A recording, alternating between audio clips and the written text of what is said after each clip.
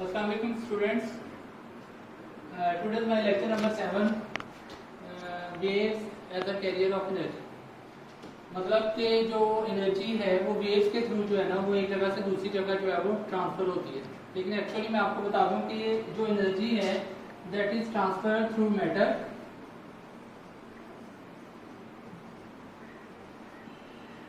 And through waves। मतलब these are the two methods that is used by the energy to transfer from one place to another through matter के through कैसे energy transfer होती है। इसके लिए जैसे अगर मैं एक सिंपल सी एग्जांपल देता हूँ कि जब जो है फायर किया जाता है तो क्या होता है कि बुलेट जो है वो मूव करती है टुवर्ड्स इट्स टारगेट। अब बुलेट जो है वो किसी ना किसी मेटल की बनी हुई है, ठीक है।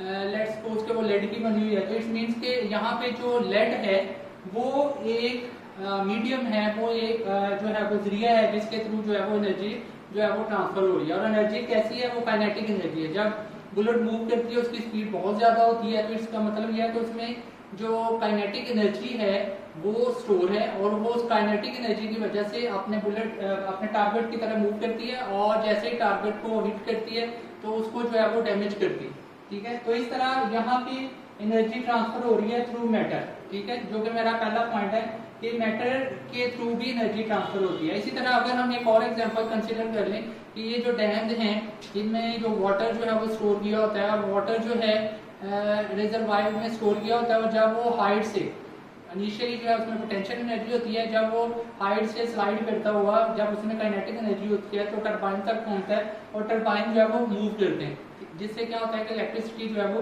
प्रोड्यूस होती है। तो यहाँ पे जो मैटर है वो वाटर है, जिनके वाटर के थ्रू जो है वो एनर्जी काइनेटिक एनर्जी और initially potential energy then kinetic energy जो है वो एक जगह से दूसरी जगह वो ट्रांसफर हो रही है। लेकिन जो हमारा आज का आर्टिकल है वो है transfer of energy through waves के। वेव्स के थ्रू जो है वो एनर्जी जो है वो एक जगह से दूसरी जगह जो है वो ट्रांसफर होती है, ठीक है। इसके हम सिंपल एक एग्जांपल लेते हैं।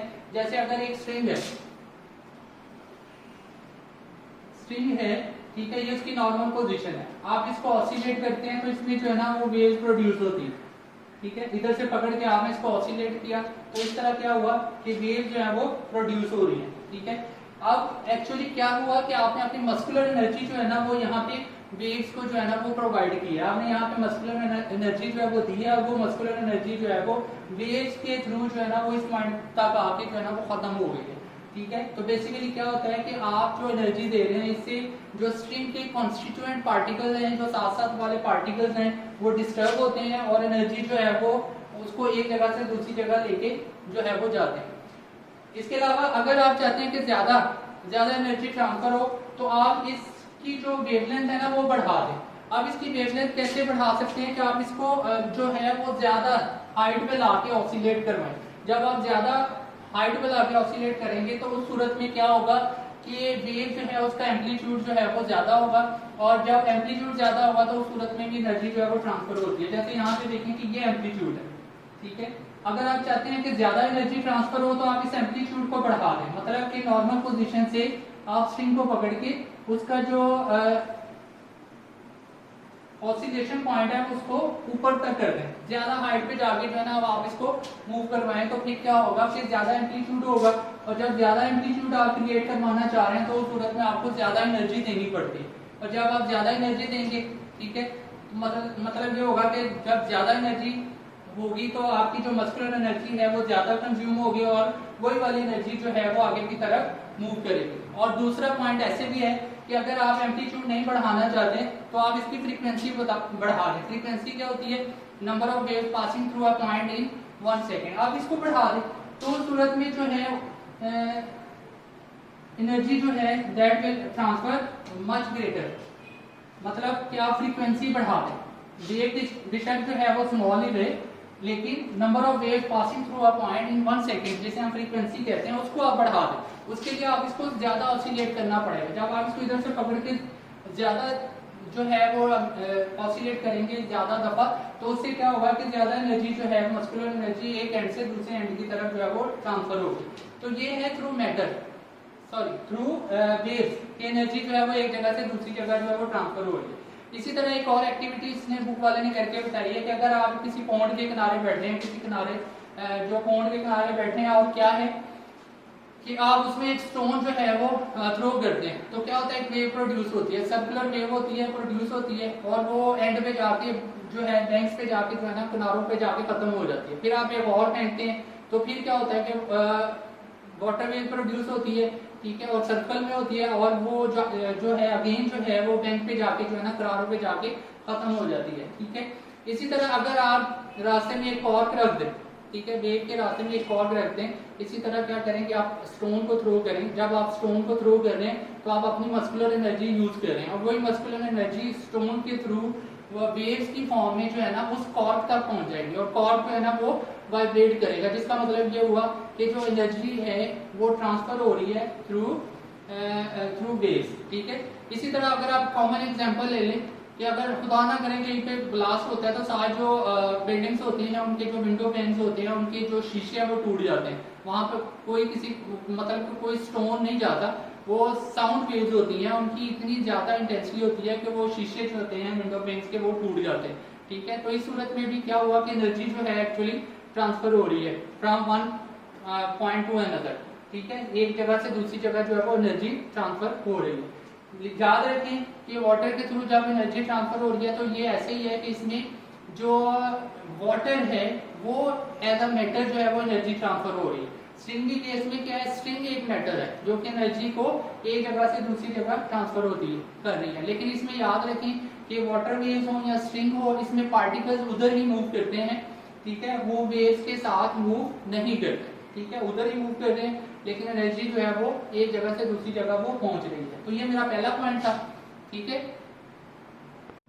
आज का जो मेरा दूसरा पॉइंट है वो है वेव इक्वेशन। वेव इक्वेशन क्या है, basically V equal to f lambda, ठीक है। अब वेव इक्वेशन जो है फर्स्ट लाइन में तो उसने इसकी डेफिनेशन ही बता दी है, the relation between frequency, wavelength and speed of the wave is known as wave equation, ठीक है। इनके तीनों के नाम लेके आप सिंपली जो है ना वेव इक्वेशन को डिफाइन कर सकते हैं कि इन तीनों के दरमियान में जो रिलेशन है, the relation between frequency, wavelength and the speed of the wave is known as wave equation, ठीक है। अब जो है मैंने इसकी डेरिवेशन करनी है। इसकी डेरिवेशन कैसे करेंगे, इन केस आपको पता है कि अगर स्ट्रिंग को कंसीडर किया जाए, स्ट्रिंग के केस में ही हम जो है वो कंसीडर करते हैं, ठीक है। लेट्स सपोज कि यहाँ से ये इसकी नॉर्मल पोजीशन है और यहाँ से जो है ना आपने इसको ऑसिलेट किया, ठीक है। जब आपने ऑसिलेट किया, there are number of waves produce in a string. String के अंदर जो है ना वो जो है उसमें बेशुमार वेव्स जो है ना वो प्रोड्यूस होती है।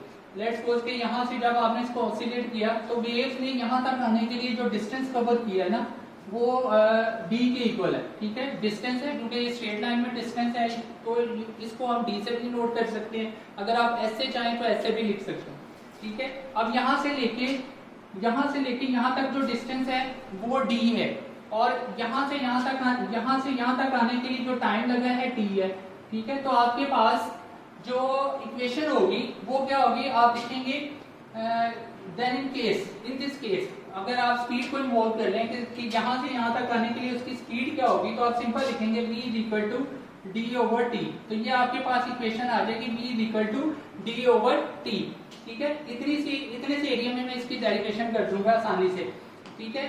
अब क्या है कि अगर आप ये कंसिडर करें एक सिंगल वेव के लिए, एक आपको पता है एक क्रस्ट और एक जो ट्रफ है, दोनों अगर मिल जाए तो एक सिंगल वेव बनती है। अब इस पॉइंट से अगर एक सिंगल वेव पास हो रही है, ठीक है, और वो डिस्टेंस अगर कवर कर रही है लैम्डा, ठीक है, एक क्रस्ट और एक ट्रफ और उसके बाद एक क्रस्ट, ठीक है, या एक क्रस्ट और नेक्स्ट जो ट्रफ है, इन दोनों के दरमियान जो डिस्टेंस होता है इसको वेवलेंथ से नोट करते हैं, ठीक है। अब ये यहाँ से गुजरती है जब, तो उसने जो डिस्टेंस कवर किया है वो लैम्डा के इक्वल है, ठीक है, जो कि वेवलेंथ का सिंबल है, और जो टाइम लगा है वो t है, जो कि टाइम पीरियड के लिए हम यूज कर रहे हैं। तो इस सूरत में एक सिंगल वेव की केस में जो स्पीड होगी वो किसके इक्वल आ जाएगी, v is equal to lambda over t, ठीक है, v is equal to lambda over t। अब आपने ये पढ़ा हुआ है ऑलरेडी, पहले भी मैं आपको चैप्टर के स्टार्ट में बता चुका हूँ कि frequency and time period are reciprocal to each other. तो यहाँ पे आप क्या लिखेंगे, f is equal to 1/t, 1/t और t is equal to 1/f। ठीक है, तो ऐसे भी हो सकता है। तो f अगर 1/t के इक्वल है तो इसको अगर मैं ऐसे लिखूं v is equal to 1/t multiply by lambda, तो 1/t किसके इक्वल है? बिकॉज जो 1/t है it is equal to frequency, तो आपके पास आ जाएगा v is equal to f lambda. इस तरह सिंपल सी आप जो है ना इसकी इक्वेशन जो है वो ड्राइव कर सकते हैं। ठीक है, दोबारा देखें, v is equal to d/t in case if there are many waves moving from one point to another and their distance is d and time is t, then their speed will be equal to v is equal to d/t. In case of a single wave, the distance covered by the single wave is equal to its wavelength and time period. Time जो है वो t के equal है, time period के equal है। तो ये equation जो है इसको हम ऐसे लिख देंगे, यानी कि जो d है वो वेवलेंथ से और t जो है वो कैपिटल T से चेंज हो जाएगा। तो स्पीड आ जाएगी आपके पास v is equal to λ/t। अब आपने ये भी पढ़ा हुआ है f is equal to 1/t, इसमें से आप 1/t लैदा करके लिख दें और लैम्डा, और 1/t किसके इक्वल है? f के। तो इस तरह आप v is equal to f lambda जो है ना इसको आसानी से आप जो है वो सॉल्व कर सकते हैं। ठीक है, और इससे रिलेटेड एक छोटी सी एग्जांपल है, ठीक है, वो मैं अभी आपको बताता हूँ बेटा। इसके बाद जो है ना हमारा पेज नंबर 12 है, इस पे सिंपल सी एक एग्जांपल है 10.2। इसमें लिखा हुआ है a wave moves on a slinky with frequency given है, उसको हम f से नोट करेंगे। मैं सिर्फ सिंपल लिखूंगा, ठीक है, उसको हम f से नोट करते हैं फ्रीक्वेंसी को, और हर्ट्ज इसका यूनिट है hz। ठीक है, एंड वेवलेंथ ऑफ 0.4 मीटर, और जो वेवलेंथ है लैम्डा जो है वो है 0.4 metre. Then what is the speed of the wave? Speed आपने फाइंड आउट करनी है। ठीक है, सॉल्यूशन फिर आप लिखेंगे बाय यूजिंग फार्मूला